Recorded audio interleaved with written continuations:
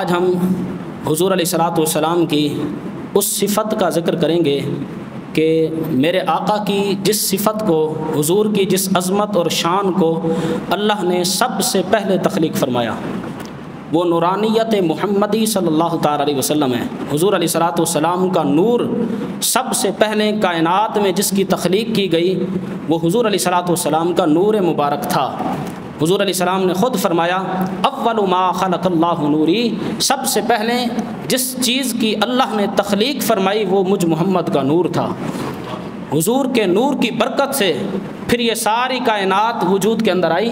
سب سے پہلے حضور علیہ الصلوۃ والسلام کے نور انور کو پیدا کیا گیا۔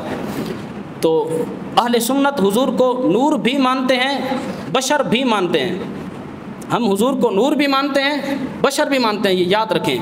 بعض لوگ کہتے ہیں کہ سنی بریلوی جو ہیں حضور کو بشر نہیں مانتے، یہ ہم پر الزام ہے۔ ہم تو حضور کو ایسا بشر مانتے ہیں کہ اگر کوئی حضور کو بشر نہ مانے تو وہ کافر ہے۔ اتنا سخت ہم بشر مانتے ہیں کہ اگر کوئی حضور کی بشریت کا انکار کرے وہ تو اسلام سے خارج ہے۔ ہم حضور کو بشر مانتے ہیں، لیکن احتیاط کی ضرورت ہے۔ ہم حضور کو اپنے جیسا بشر نہیں مانتے۔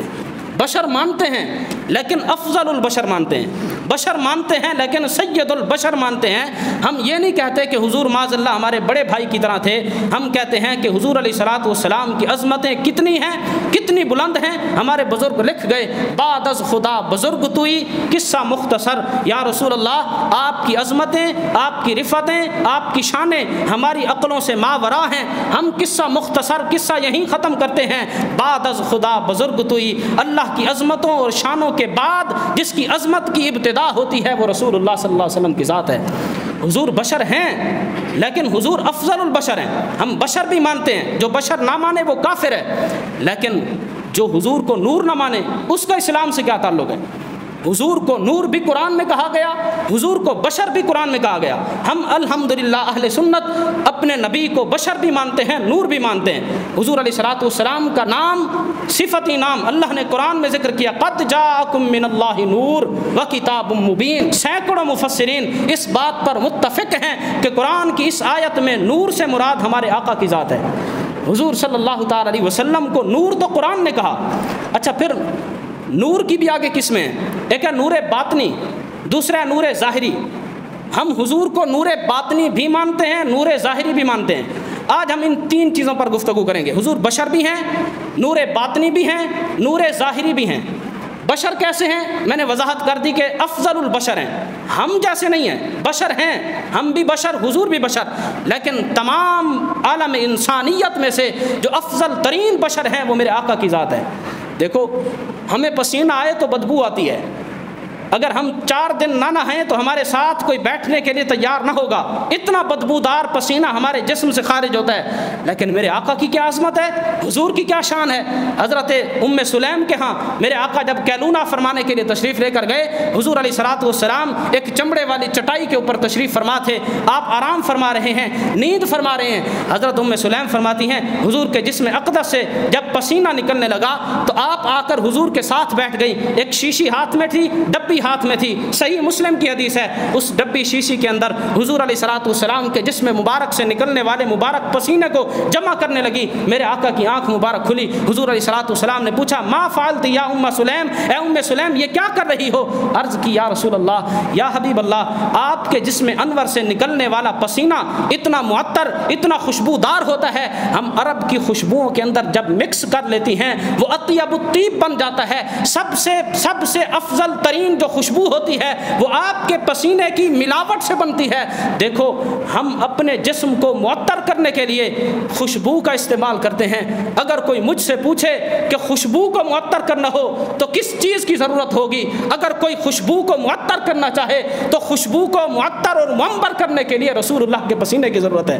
ہم اپنا جسم خوشبوؤں سے معطر کرتے ہیں، لیکن صحابہ کا یہ عقیدہ تھا، صرف عقیدہ ہی نہ تھا، ان کا مشاہدہ تھا، انہوں نے دیکھا، انہوں نے سونگا میرے آقا کے پسینے میں اللہ تبارک و تعالیٰ نے کیسی برکت رکھی تھی، کیسا خوشبودار پسینہ تھا۔ وہ فرماتے ہیں کہ ہم خوشبوؤں کے اندر جب آپ کا پسینہ ملا لیتی ہیں، آپ کا پسینہ مکس کر لیتی ہیں تو وہ جو خوشبو ہوتی ہے عرب کی سب سے مہنگی اور افضل ترین خوشبو بن جاتی ہے۔ یہ صحابہ کا عقیدہ۔ تو ہم بھی بشر، حضور بھی بشر، لیکن حضور ہم جیسے بشر نہیں۔ اللہ نے جو بشریت کا تاج میرے آقا کو پہنایا وہ افضل البشر سید البشر تھے۔ میرے آقا صلی اللہ تعالی علیہ وسلم کے اندر تمام خصائص، تمام فضائل کو اللہ تبارک و تعالی نے جمع فرما دیا تھا۔ اور دوسری چیز، حضور نور ہیں، نور باطنی بھی ہیں۔ نور باطنی ہر کوئی مانتا ہے کہ حضور نور ہیں، نور ہدایت ہیں، نور باطنی ہیں۔ میرے آقا آئے، کفر و شرک کا اندھیرا تھا، ہر طرف ظلمت ہی ظلمت تھی، میرے آقا کے نور ہدایت کی وجہ سے سارا عرب چمک اٹھا، صحابہ نے کلمہ پڑھا اور صحابہ جنت کے مالک بنے۔ تو یہ حضور کا نور ہدایت تھا۔ دوسرا ہے حضور کا نور ظاہری، نور حسی، جس کو میرے آقا کے جسم مبارک سے صحابہ نے اپنی آنکھوں سے دیکھا۔ ہم حضور کو دونوں نور مانتے ہیں، نور باطنی بھی ہیں، نور ظاہری بھی ہیں۔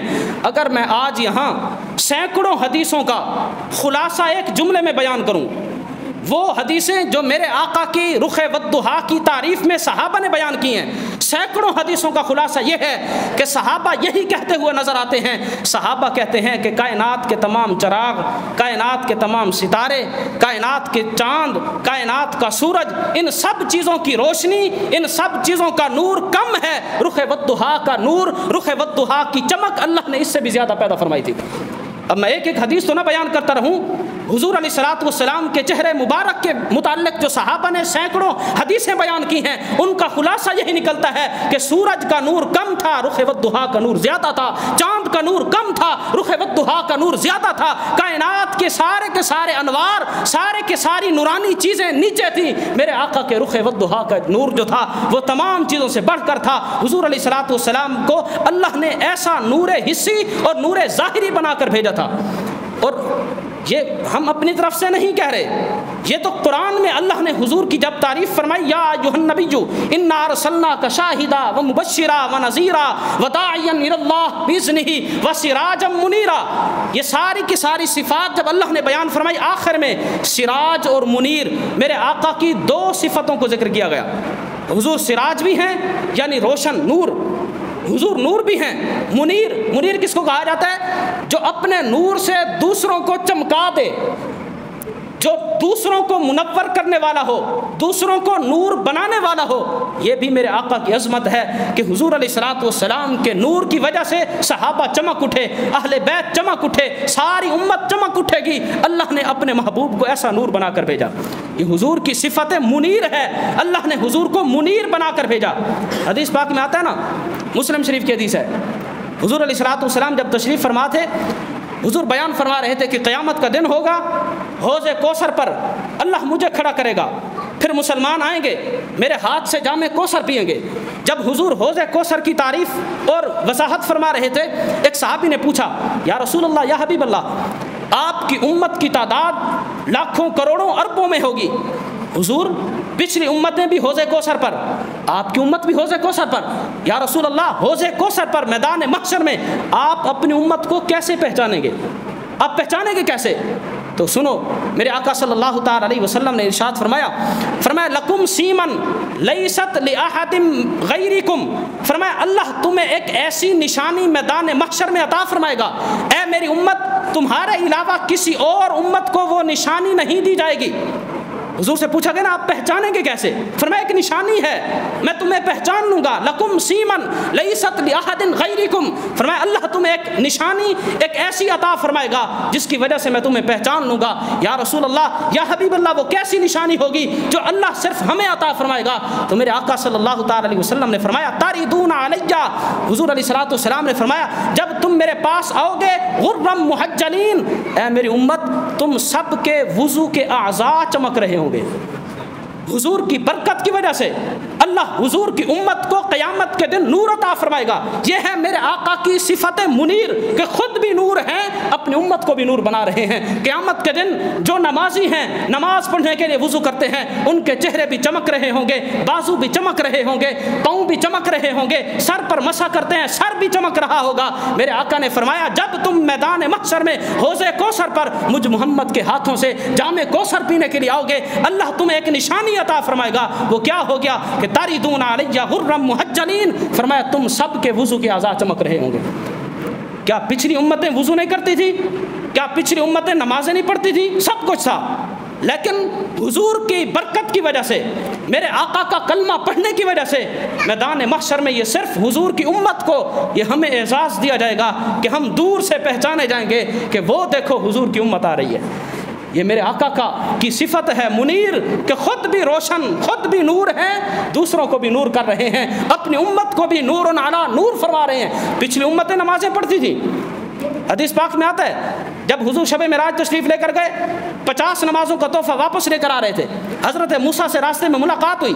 کیا کہا تھا حضرت موسیٰ نے؟ یہی کہا تھا نا کہ یا رسول اللہ کی بارگاہ میں جاؤ، سفارش کرو، نمازیں کم کروا کر آؤ، میں بنی اسرائیل کو دیکھ چکا ہوں کہ وہ اتنی نمازیں نہیں پڑھ سکے۔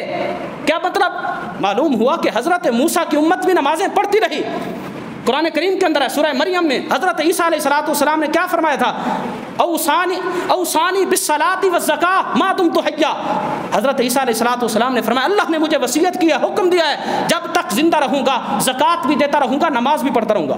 معلوم ہوا حضرت عیسیٰ بھی نمازیں پڑھتے رہے، حضرت موسیٰ بھی نمازیں پڑھتے رہے، پچھلی امتیں نمازیں بھی پڑھتی رہی، وضو بھی کرتی رہی، لیکن ان امتوں کو قیامت کے دن اللہ یہ عظمت نہیں عطا فرمائے گا جو عظمت آخری نبی کی اس امت کو اللہ عطا فرمائے گا کہ میدان محشر میں جب جائیں گے ان کے وضو والے سارے کے سارے اعضاء چمک رہے ہوں گے۔ یہ ہے صفت منیر کہ اللہ نے سراجا منیرا بنا کر میرے آقا کو کائنات کے اندر بھیجا، خود بھی نور، امت کو بھی نور بنانے والے ہیں۔ اسی طرح سورۃ الحدید کا اگر مطالعہ کیا جائے قرآن کریم کے اندر دوسرے مقام پر کہ اذ یقول المنافقون والمنافقات للذین آمنوا انظرونا نقتبس من نورکم، قیامت کا دن ہوگا، لوگ اپنی قبروں سے اٹھیں گے، ایمان والے بھی اٹھیں گے، مومن بھی اٹھیں گے، منافق بھی اٹھیں گے، کافر بھی اٹھیں گے، ہر کسی کا حشر ہونا ہے۔ تو ایمان والوں کی کیا شان ہوگی؟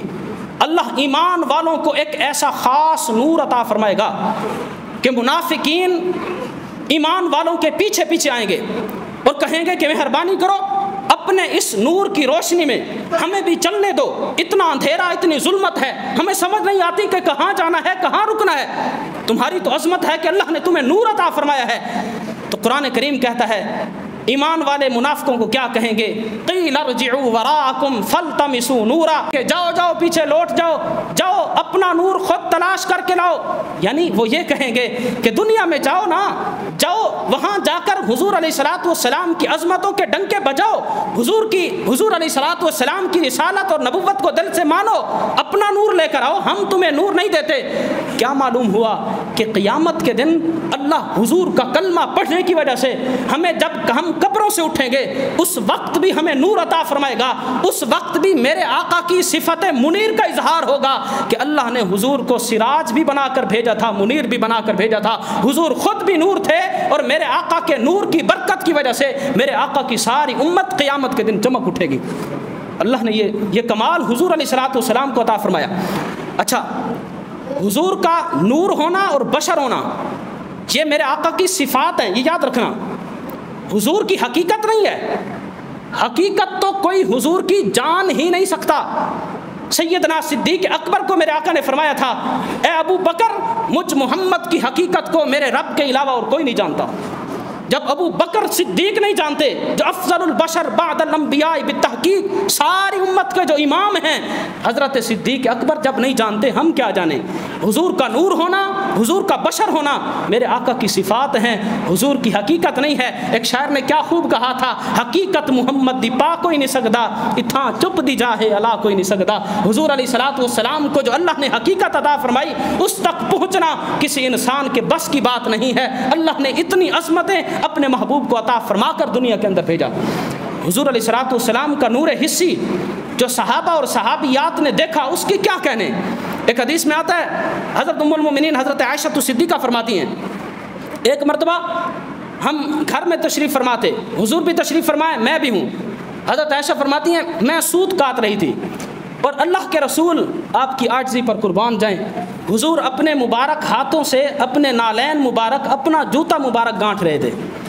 حضرت عائشہ فرماتی ہیں ہم دونوں اپنے اپنے کام میں مصروف تھے، میں گھر میں بیٹھ کر سوت کاٹ رہی ہوں، کپڑے بن رہی ہوں اور حضور اپنا نالین مبارک خود سی رہے ہیں۔ تو فرماتی ہیں کہ اچانک میری نظر حضور کے ماتھے پر، حضور کی جبین پر، حضور کے چہرے انور پر پڑی۔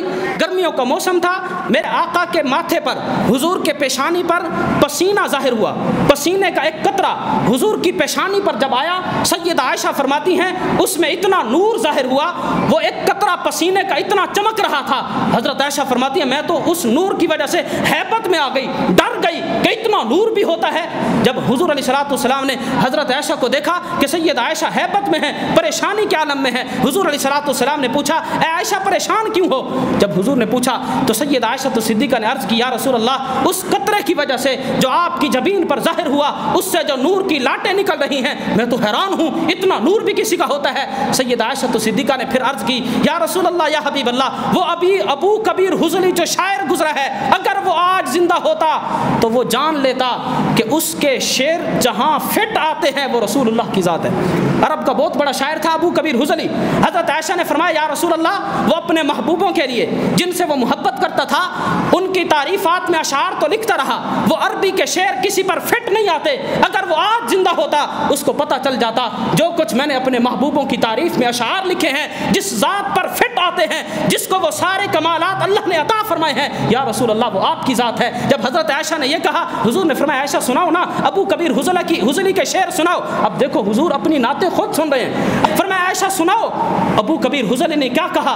حضرت عائشہ نے 2-4 اشعار ابو کبیر حضلی کے حضور کو سنائے نا، حضرت عائشہ فرماتی ہیں حضور اتنا خوش ہوئے اپنی جگہ سے اٹھے، آ کر حضور علیہ السلام نے مجھ عائشہ کی دونوں آنکھوں کے درمیان بوسہ لیا اور حضور علیہ السلام نے فرمایا اے عائشہ میری تعریف میں ابو کبیر حضلی کی شعر پڑھ کر تو اتنی مسرور اور خوش نہیں ہوئی ہوگی جتنی میں تیرے منہ سے اپنی تعریف سن کر خوش ہوا ہوں۔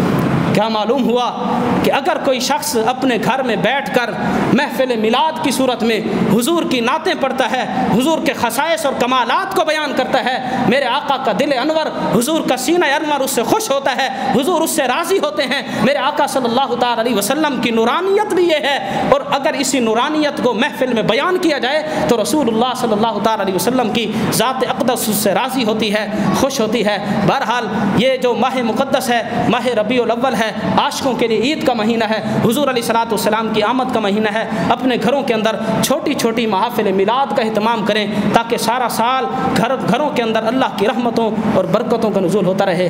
اللہ تبارک و تعالی عمل کرنے کی توفیق عطا